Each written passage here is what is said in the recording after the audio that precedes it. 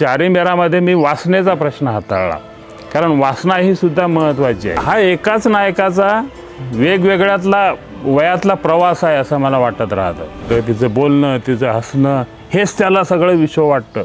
एकीकडे बायको, तिला सोडता येत नाही, दुसरीकडे आई, तिलाही बोलता येत नाही, आणि हे सगळे ताणतणाव प्रत्येक एकत्र कुटुंबात राहणाऱ्या नव्या जोडपाला सातत्यानं भोगावं लागतं। शेतीचा शोध स्त्रियांनी लावला असं मी माझ्या कवितेतून मांडलेलं आहे। तर या स्त्रीची वेदना आणि भुईची वेदना ही एकाच पातळीवरची आहे। माय म्हणायची की बा घरात जर लक्ष्मी यायची असेल तर वावरातली लक्ष्मीच घरी येते आणि त्याच्या भरोशावर आपले गावं चालतात। विचार अभिव्यक्त करण्याचं जे व्यासपीठ आहे ते म्हणजे साहित्य आहे असं मला वाटतं। दुसरा एक मुद्दा मला चारीमेरा कादंबरीतून मांडायचा होता। शेतकऱ्याचं अर्ध आयुष्य स्वप्न पाहण्यात जाते आणि अर्ध आयुष्य स्वप्न भंगण्यात जाते।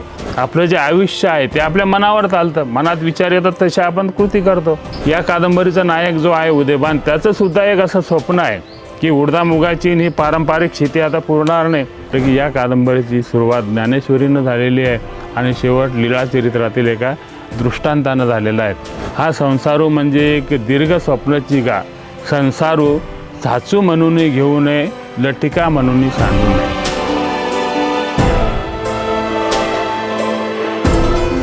असं म्हणतात की कलेला वय नसतं, कला ही चिर तरुण असते, पण अनुभवाला वय असतं।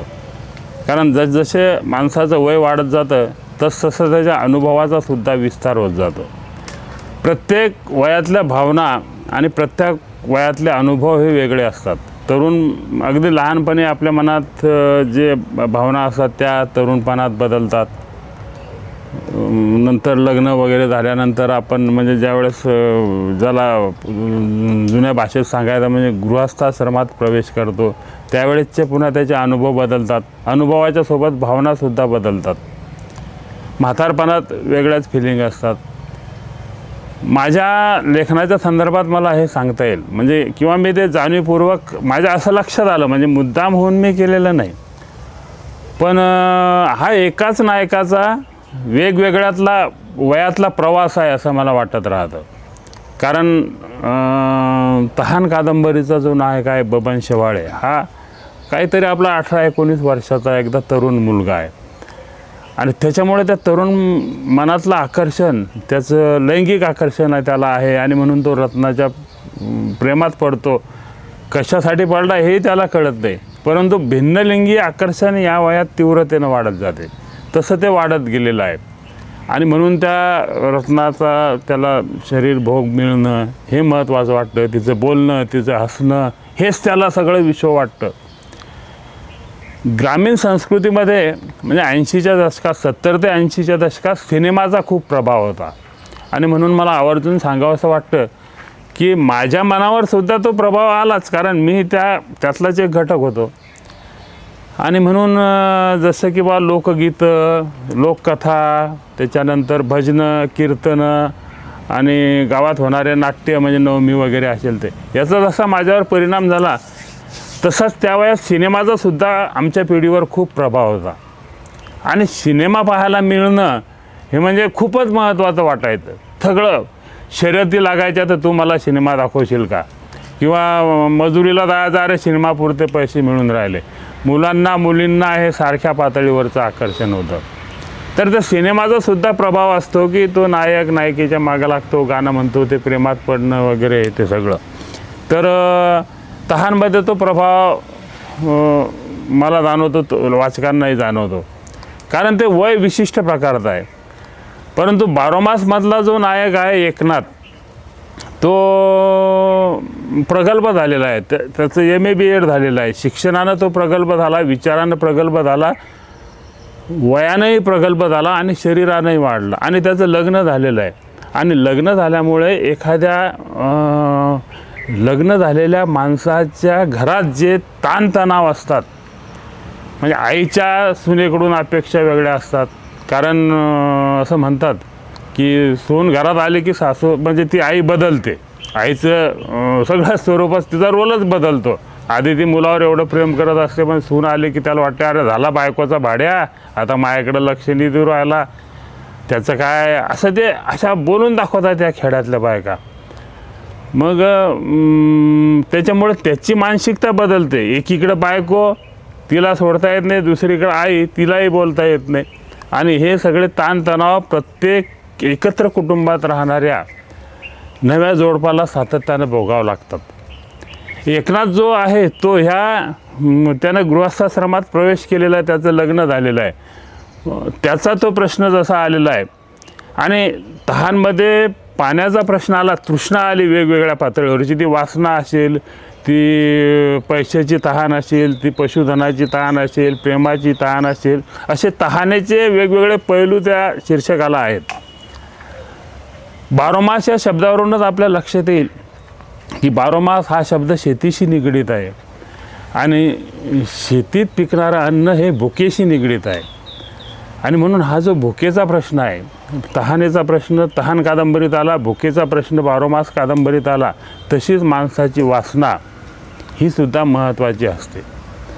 कारण वासना एकीकडं जर ती ठीक असली, तिचं म्हणजे काय म्हणू तिला आपण, ती समतोल साधलेला असेल तर ती संस्कृती आहे. परंतु तिनं जर वाईट रूप घेतलं तर ती विकृती आहे. म्हणून वासना मोठी वाईट असं म्हटलं जातं. तर या वासनेचं प्रतिबिंबसुद्धा आपल्याला आपल्या कादंबरीतून देता यावं या दृष्टिकोनातून म्हणजे काहीतरी माझ्या मनात असं वैचारिक पातळीवर घोळत होतं, चिंतनाच्या पातळीवर तर येत होतं, मनन चालू होतं, अनुभव वाढले होते. आणि मग आजच्या शेतीमध्ये आधुनिक शेती करणारा आधुनिक शेतकरी कसा असेल की जो हराकी तर त्यानं पचवलेली आहे, परंतु आता शेतकरी आत्महत्या करतो कारण अर्थार्जनाचा अभाव, पैसा नसल्यामुळं. मग हा पैसा मिळवण्यासाठी शेतीचं औद्योगिकरण झालं पाहिजे असा एक दृष्टिकोन पुढं आलेला आहे. मग पारंपरिक शेती न करता तीच उडदामुगाची, तीच नाही तर पूर्वी कसं होतं की वखरावखरीन भेंड्या भाकरी. आमचे कसं काय वावर आहे आमचं, तुमचं बरं बा तुमच्याकडं ओलितात शेती, आमचं तर काय वखरावखरीन भेंड्या भाकरी. म्हणजे वखरं केले, ज्वारी पेरली, भेंड्या लावल्या, त्याच्यात भेंड्याचे झाडं लावले, बस भेंड्याची भाकरी काय डाळ भाकर खायची, बेसन भाकर खायचं. पण उत्पन्न मिळवण्यासाठी शेती अधिक फायद्याची ठरावी म्हणून फळबागा आल्यात, शेतीवर वेगवेगळे प्रयोग आलेत, तुतीची शेती आली की या शेतीचं उद्योगात जर रूपांतर करायचं असेल तर मग शेतावर तुती लावायची, ते रेशीम आळ्या तयार करायच्यात आणि ते कोश विकायचेत. असा एक प्रकल्प माझ्या डोक्यात बऱ्याच दिवसाचा होता की शेतीचं जर असं झालं, औद्योगिकरण झालं तर शेतकऱ्याला फायद्याचं ठरेल. हा एक दृष्टिकोन. आणि एक पद्धत आहे शेतकरी कुटुंबात, साधारणतः 15-20 एकर जरी शेती असेल तर त्या घरातली बाई ती स्वतःला खूप श्रीमंत समजायला लागते. नाही बा आम्ही नाही वावरात जात, आम्ही खानदानी आहेत, आम्ही गोशा पद्धतीतले आहेत, आम्ही वावरात जाणार नाही. पण शेतीचं वास्तव असं आहे, म्हणजे थेट आपण प्राचीन शेती जरी घेतली तर शेतीचा शोध मुळात स्त्रियांनी लावलेला आहे. कारण टोळ्या पद्धतीनं आधी मानव जेव्हा राहायचा तर ही माणसं वन्यप्राण्याची शिकार करण्यासाठी, फळं जमा करण्यासाठी रानोमाळ फिरायचे. पण बाईच्या काही विशिष्ट अवस्थेमध्ये ती या माणसासोबत फिरू शकत नाही. उदाहरणार्थ की तिला जेव्हा दिवस असायचे 4 महिन्याचे दिवस ते 9 महिन्याचे दिवस होईपर्यंत आणि बाळंतीण झाल्यानंतर पुन्हा लेकरू लहान असेपर्यंत ही बाई काही त्या टोळ्यासोबत फिरू शकत नव्हती. ती कुठंतरी गुहेत झोपडीत असे ते राहायचे. मग या गुराढोरांच्या आणि पशुच्या शिकारीच्या शोभात त्यांच्या मागं फिरण्यापेक्षा तेच जर आपण बाळगले तर हे स्त्रियांना वाटू लागलं. आणि मग हे जे काही समजा तेव्हा जे मकाचे कणसं असतील, कोणत्या बिया असतील, ह्या बिया त्याच्या शोधात फिरण्यापेक्षा ते आपले जिथं ते राहायचे तिथं आजूबाजूला त्या बियाचं रोपण करायला लागले, त्याची झाडं वाढायला लागले. मका असेल तर मकाला कणसं आले, गहू असेल तर गव्हाला ओंब्या आला, ज्वारी असेल तर ज्वारीला कणसं आले आणि यातून शेतीचा शोध लागला असं माझं मत आहे, असं मला वाटतं. म्हणून शेतीचा शोध स्त्रियांनी लावला असं मी माझ्या कवितेतून मांडलेलं आहे की जशी भुई तशी बाई तिच्या पोटी नवं येते, रूप जगाला देऊन तिचं वाळवण होते. ही एक माझ्या कवितेची ओळ आहे दीर्घ कवितेतली की जशी भुई तशी बाई, तिच्या पोटी नव येते, रूप जगाले देऊन तिचं वाळवण होते. आज तीच अवस्था आहे की घरातली स्त्री दुर्लक्षित केली जाते आणि जी भुई, त्या भुईतून धान्य पिकतं ती म्हणजे शेती. त्या शेतीकडे सुद्धा आज समाजव्यवस्थेचं, राज्यव्यवस्थेचं, शासनाचं सगळ्यांचं दुर्लक्ष झालेलं आहे. पूर्वीच्या काळी असं म्हटलं जायचं की उत्तम शेती, आमचे वडील म्हणायचे उत्तम शेती, कनिष्ठ मध्यम व्यापार आणि कनिष्ठ नोकरी. पण आज जर आपण अवस्था पाहिली तर उत्तम नोकरी, मध्यम व्यापार आणि कनिष्ठ शेती. आज खेड्यापाड्याची जर अवस्था पाहिली तर अनेक मुलांचे लग्न होत नाहीत. कारण काय, तर ते खेड्यात राहतात म्हणून. खेड्यातल्या मुली म्हणजे जे मुलींचे आईबापसुद्धा खेड्यातल्या मुलाला मुलगी द्यायला तयार नाही, म्हणतात शहरातला पाहिजे, नोकरीवाला पाहिजे, पोरगी सुखात राहिली पाहिजे. खेड्यात काय आहे, ढोरण वासरण, गुरण वासरण, वावरात जाणं, शिवळान बेलड्यान, हाय हाय हाय हाय बारोमास यांना म्हणजे हाय हायच. म्हणून खेड्यातल्या मुलाच्या आज लग्न होत नाहीत बऱ्याच. तर जशी भुई तशी बाई, तिच्या पोटी नव येते आणि रूप जगाला देऊन तिचं वाळवण होते. बाईची जशी उपेक्षा होते, कारण स्त्रीची वेदनासुद्धा काळजाचा चिंधीचोळा करणारी वेदना आहे. तिचे जर आतलं दुःख आपण पाहिलं तर ते आपल्याला व्याकुळ करणार. त्याच्यावर मी अनेक कथासुद्धा लिहिलेल्या आहेत. रगडासारखी उत्कृष्ट कथा की ज्याच्यावर सुमित्रा भावेंनी TV सिरियल वगैरे केली होती. तर या स्त्रीची वेदना आणि भुईची वेदना ही एकाच पातळीवरची आहे. पण या भुईची वेदना जर संपवायची असेल तर जसं स्त्रियाकडं सन्मानानं पाहिलं पाहिजे, स्त्रियांना समानतेचा दर्जा दिला पाहिजे, तिलासुद्धा शिक्षित केलं पाहिजे, असा एक दृष्टिकोन जो पुढं आलेला आहे. त्याच पद्धतीनं शेतीचा जर विकास करायचा तर शेतीचं आधुनिकीकरण केलं पाहिजे. म्हणजे काय केलं पाहिजे, तर उद्योगधंद्याचं स्वरूप तिला प्राप्त झालं पाहिजे. आणि म्हणून तहानमध्ये जसा पाण्याचा प्रश्न हाताळला, बारोमासमध्ये जसा भुकेचा प्रश्न हाताळला, तसाच चारीमेरामध्ये मी वासनेचा प्रश्न हाताळला. कारण वासना ही सुद्धा महत्त्वाची आहे. ती वासना वेगवेगळ्या पातळीवरची आहे, परंतु तरुणपणामध्ये ही वासना विशेषतः उफाळून येते. आणि म्हणून त्या चारीमेरा कादंबरीचा जो नायक आहे उदयभान चिकणे, या उदयभान चिकणेचं एका मुलीवर प्रेम बसतं. ती त्याच्या शेतावर कामाला येते, परंतु त्याचे वडील त्याला तिच्याशी लग्न नाही करू देत. म्हणतात नाही नाही नाही, ते हलक्या जातीचे, आपण भारी आहे, आपले पदराला पदर लागत नाहीत, ते वेगळे, ते हलके आहेत, आपण भारी आहे. आणि म्हणून पण याचं तिच्यावर एवढं प्रेम असते, ती शेतावर याच्या कामाला येत असते.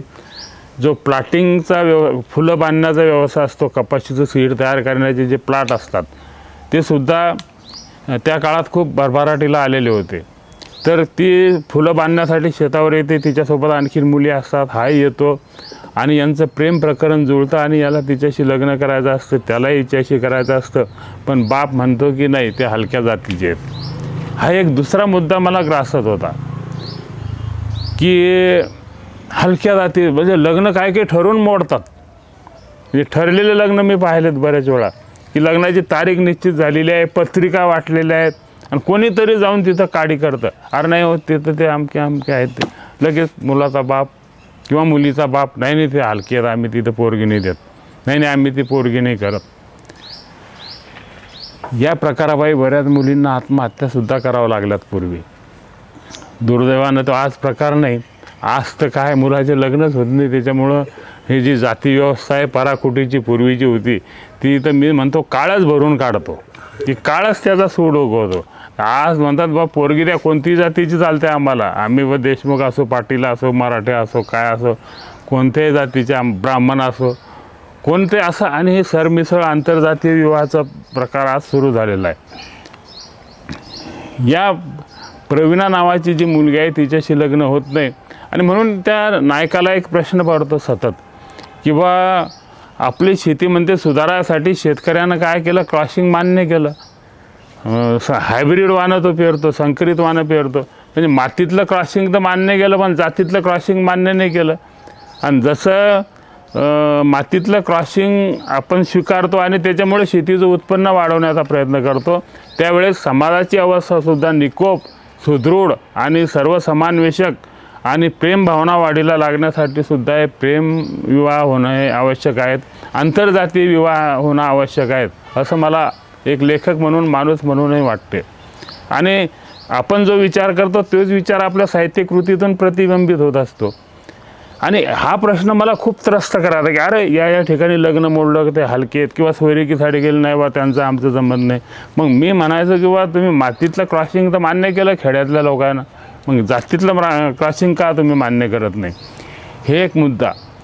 आणि दुसरं मला हे शेतकरी जे स्वतःला सधन समजाते आणि विशेषतः त्याच्या बाया, आम्ही गोशातल्या आहे, आम्ही वावरात जाणार नाही, आम्ही असं आहे, आणि बाई कामच करत नाही शेतातलं, घरचं करत असेल ठीक आहे, पण नवऱ्याला मग ज्या काही उपदा येतात, मजुरीचे दर वाढलेले आहे, शेतमजुराचे दर वाढलेत, शेती परवडत नाही. त्याचे कारण म्हणजे रासायनिक खतं, कीटकनाशकं हे जसे आहेत तसे आत मजुरीचे दर प्रचंड वाढलेले आहे.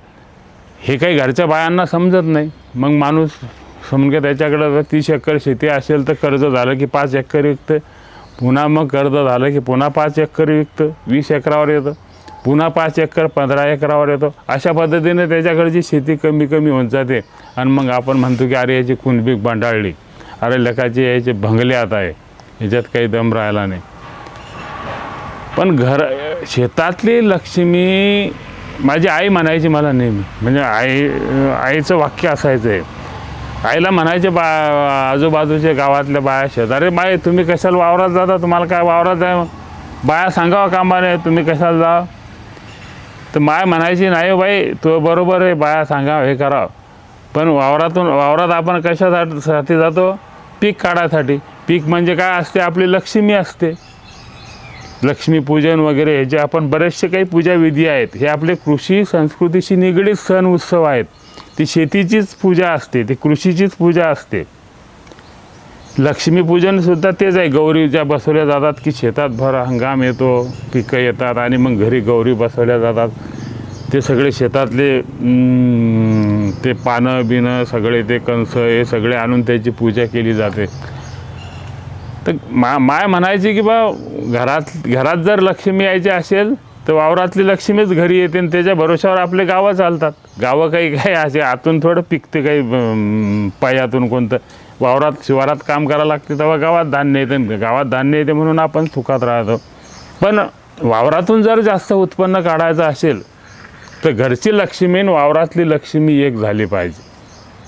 म्हणजेच घरातल्या बाईनं शेतात जाऊन काम केलं पाहिजे, हे आमची आई सांगत राहायची. तो माझ्यावर जो संस्कार झालेला होता, म्हणजे अशी काही आईचे वाक्यच आहे ते की वावर पडीत पडलं तर कधी वैती करता येईल, शेती पडीत पडली तर वैती करता येणार नाही. घरातली लक्ष्मी एक झाली, घरातली आणि वावरातली तर तेव्हाच बरकत येते. किंवा हे मातीतलं क्रॉसिंग मान्य केलं लोकांना पण जातीतलं क्रॉसिंग मान्य केलं नाही. अशी काही महत्त्वाची वाक्य समाज व्यवस्थेत म्हणी वाक्प्रचाराच्या माध्यमातून आपल्याला दिसून येतात. बोलता बोलता बरेचसे काही लोक बोलतात, लोक प्रतिभावानच असतात. तुम्ही पहा, आपण एकमेकाशी संवाद करतो त्यावेळेस प्रत्येकाचे संवाद वेगळे असतात, प्रत्येकाची संवादाची शैली वेगळी असते, शब्द वेगळे असतात. शब्द जरी तेच असले तरी त्याची वापरण्याची पद्धत, सहज बोलता बोलता म्हणी येतात, वाक्प्रचार येतात. जसं मी त्या आधी सांगितलेलं त्याबद्दल की एखादी गोष्ट सहज न सांगता ते म्हणीच्या माध्यमातून सांगली जाते. आणि विचार असतात प्रत्येकाला. जसे भुईतून पाऊस पडला की जसे भुईतून हे बिया उगवून येतात, तसे माणसाच्या मनामध्ये सुद्धा सातत्यानं विचाराची उगवण होत असते. आणि लेखकाचं भुईचं नातं तिथंच जुळलेलं आहे की भुईतून जसे महानवरांनी म्हटलेलं आहे की या नभाने या भुईला दान द्यावे आणि या मातीतून चैतन्य गावे, कोणती पुण्य अशी ती फळाला जोंधळ्याला चांदणे लगडून जावे. तर तसेच माणसाचे जे विचार असतात सतत चालू असतात.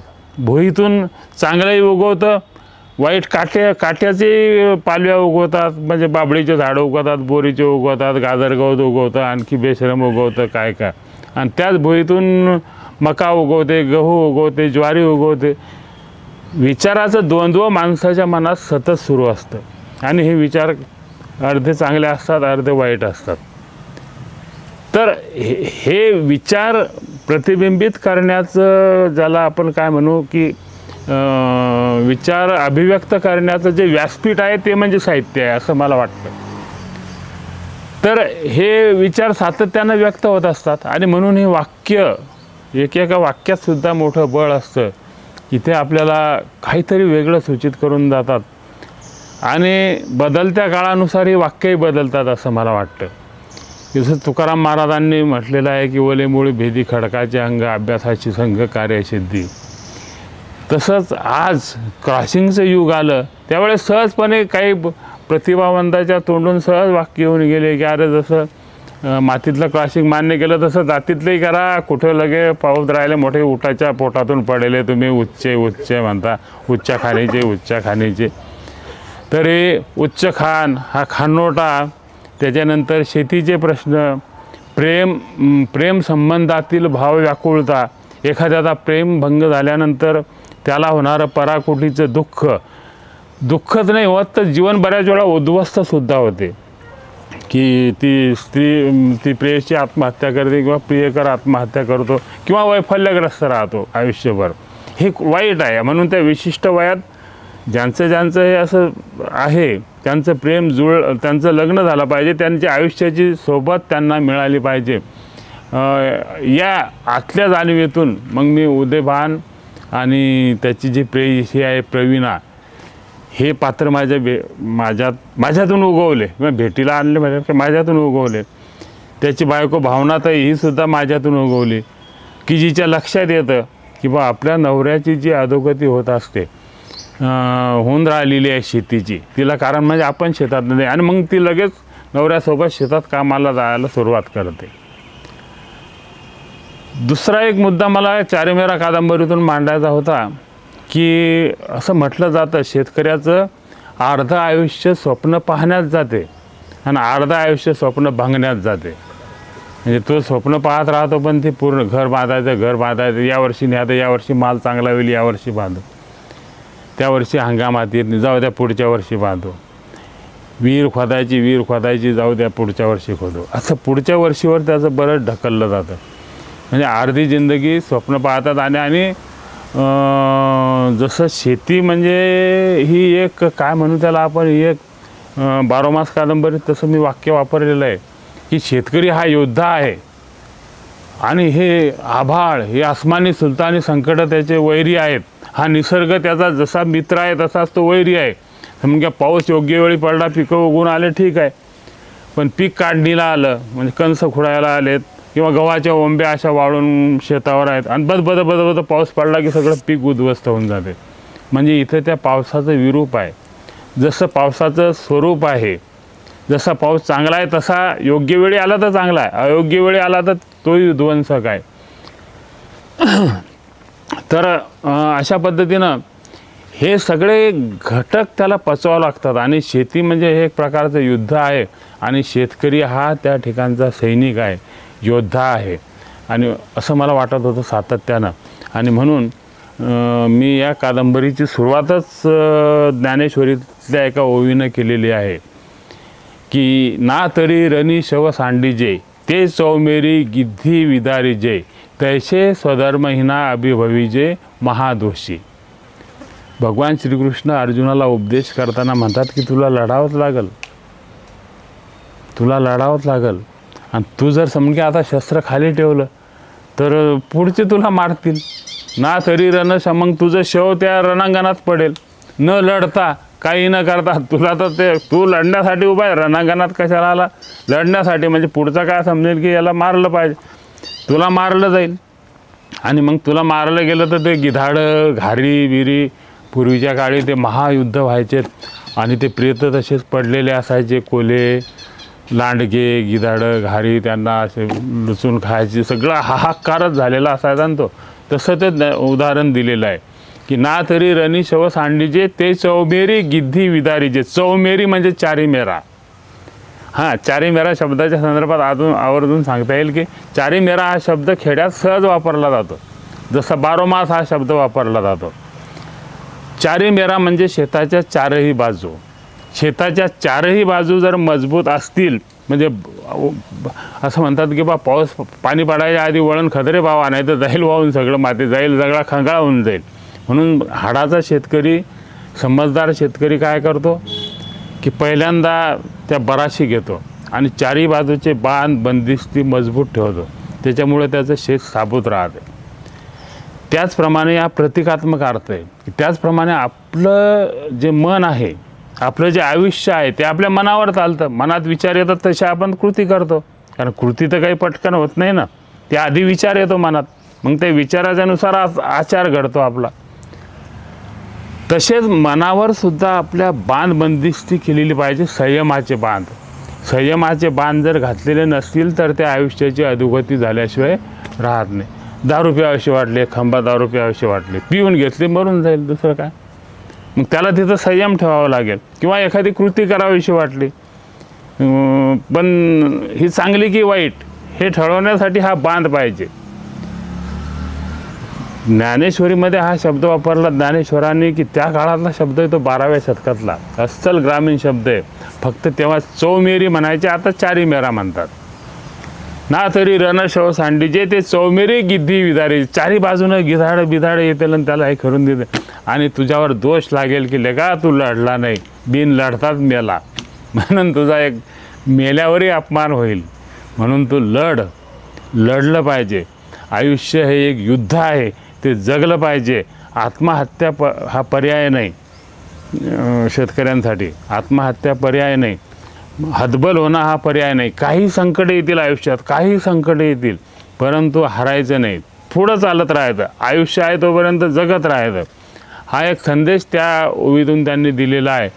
तशीच अवस्था माणसाची या अर्जुन तिथं त्या रणांगणात होता कुरुक्षेत्रावर, पण आपलंसुद्धा कुरुक्षेत्रच आहे. रोज तुकाराम महाराजांनी म्हटलं तसं रात्रंदिना आम्हा युद्धाचा रोज नवे संकट, नवे प्रश्न, नव्या समस्या, आणि त्याच्याशी आपल्याला सामना करायचा असतो.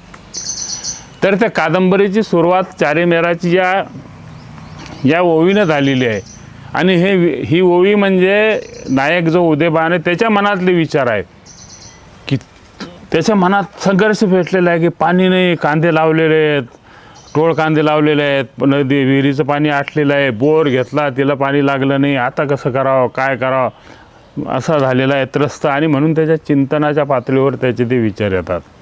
दुसरी गोष्ट की शेतकऱ्याचे बरेच तो स्वप्न पाहतो पण ते पूर्ण होत नाहीत.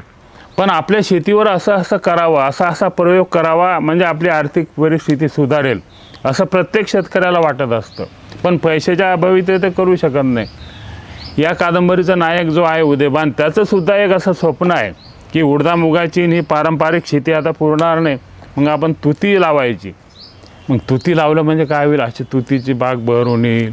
मग ते आपण मस्त शेड तयार करू, तिथं कोश आळ्या आणू, त्या कोशाच्या कोश तयार करू आणि ते कोश रेशीम कोश आपण विकू आणि भरपूर पैसा मिळू, असं त्याचं स्वप्न असतं. तसंच दुसरं स्वप्न त्याचा जो प्रेमभंग झालेला असतो प्रवीणाशी, त्या प्रवीणा त्याला भेटतच नाही, कारण ते लग्न त्याचा बाप नाकारतो, बादशाहराव नावाचा नाकारतो, आणि त्याच्यामुळे तिचं लग्न त्याच्याशी होत नाही आणि ती उद्विग्न होऊन ते गाव सोडून निघून जाते बदनामी झाल्यामुळं. याचं लग्न दुसऱ्या मुलीशी होते, भावनाताई नावाच्या, पण हिला गावातले लोक बैकून देतात. त्या नवऱ्याचं तर आधीच लफड होतं दुसरीकडं, ती वावरात येत होती ना प्रवीणा, तिच्याशीच लग्न करायचं होतं. मग या बाईच्याही मनात आडी पडते की अरे आपल्या नवऱ्याचं तर आधीच लफड होतं. पण मग त्यानं लिहिलेली डायरी तिच्या वाचण्यात येते आणि तिच्या लक्षात येते की काय केलं, म्हणजे आपल्या नवऱ्यानं प्रेमच केलं ना, खून तर नाही केला कोणाचा. आणि ती भावनाताई मग ती सावरून घेते, स्वतः ती शेतात जायला लागते. हा एक मुद्दा. आणि दुसरा मुद्दा, रेशीम उद्योग शेतीचं जे स्वप्न पूर्ण होत नाही, म्हणजे तो करू शकत नाही, करायचं असं ठरवत असतो. तर शेवट त्या कादंबरीचा असा आहे की मग शेवटी तो स्वप्नात पाहत होते, स्वप्न त्याला पडत राहतात, मनी वशे ते स्वप्ने दिसे. त्याच्या मनातसुद्धा ती तुतीची शेती आपण लावलेली आहे, रेशीम उद्योग उभा केलेला आहे, बायका कामाला येत आहेत, कोश विकले जात आहेत, भरपूर पैसा येत आहेत, असं त्याचं ते स्वप्न पडतं. एका दिवशी ते असं स्वप्न पडतं आणि ते स्वप्नातून एकदम मग त्याच्या स्वप्नात आणखीन दुसरं येतं की बा ते आपली पहिली प्रेयशी आपल्याला भेटली, आणि तिच्या मागं साप लागलेला आहे. मग त्या सापाच्या मागं आपण चाललो, तो साप धरायला लावलो, त्यानं आपल्या अंगावर उडी मारली. असं त्याच्या स्वप्नात साप येत होतो आणि मग ते एकदम कासावीस होतं आणि जोरात वरडतो. तर ती बायको त्याच्याजवळ येते आणि मग तेव्हा काय झालं कशामुळं ओरडायला लागले. तिथं ते लक्षात येते की अरे आपण काही खरं नव्हतं. ते शेती खरी नव्हती, तो सापही खरा नव्हता, ती प्रवीणाही खरी नव्हती, ते स्वप्न आपण पाहिलं होतं. आणि मग तो मनाशी ते वाक्य घोळतो, हा संसारू म्हणजे एक दीर्घ स्वप्नाची गा, संसारू साचू म्हणून घेऊ नये, लटिका म्हणून सांडू नये. म्हणजे या कादंबरीच्या बाबतीत मला आवर्जून सांगावं असं वाटतं की या कादंबरीची सुरुवात ज्ञानेश्वरीनं झालेली आहे आणि शेवट लीळाचरित्रातील एका दृष्टांतानं झालेला आहे. आणि ते माझ्या आध्यात्मिक संस्काराचं फलित आहे किंवा आपल्यावर झालेले आध्यात्मिक संस्कार आपल्या कृती उक्तीतून, आपल्या बोलण्यातून, आपल्या आचरणातून, तसेच आपल्या साहित्यकृतीमधून सुद्धा व्यक्त होत असतात. चारी मेरा कादंबरीतून मला हाच संदेश द्यायचा आहे. महत्त्वाच्या 3-4 गोष्टी की जीवन शेतकऱ्यांसाठी, फक्त शेतकऱ्यासाठी नाही, सगळ्यांसाठी जे रणांगण आहे आणि या रणांगणात लढलंच पाहिजे. दुसरा मुद्दा महत्त्वाचे म्हणजे घरची लक्ष्मी, वावरातली लक्ष्मी एक झाल्याशिवाय शेतील बरकत येत नाही. तिसरा मुद्दा म्हणजे मातीतलं क्रॉसिंग मान्य केलं तसं जातीतलं क्रॉसिंग मान्य करा. आणि चौथा मुद्दा म्हणजे की हे जे आहे आपलं एकूण जगणं, याच्या जास्त लोभात पडण्यात काही अर्थ नाही दुसरीकडे. हे नाही, या संसारात जे घडतं ते एक स्वप्नासारखंच आहे. आणि आपलं जगणं म्हणजेच चक्रधर स्वामींनी खूप सुंदर दृष्टांत दिलेला आहे की दीर्घ स्वप्नासारखंच आहे ना. शेवटी माणूस येतो, मरतो, जातो, त्याच्यासोबत सगळं संपतं. तर हे सगळे संदेश, आध्यात्मिक संदेश, सामाजिक संदेश, भावनिक संदेश आपल्या कलाकृतीतून अभिव्यक्त व्हावेत असं सातत्याने माझा प्रयत्न राहिलेला आहे. आणि त्या दृष्टिकोनातूनच प्रत्येक साहित्यकृती काहीतरी हेतू मनाशी ठेवून मी निर्माण केलेली आहे. त्याला चारी मेरा ही कादंबरीसुद्धा अर्थातच अपवाद नाही.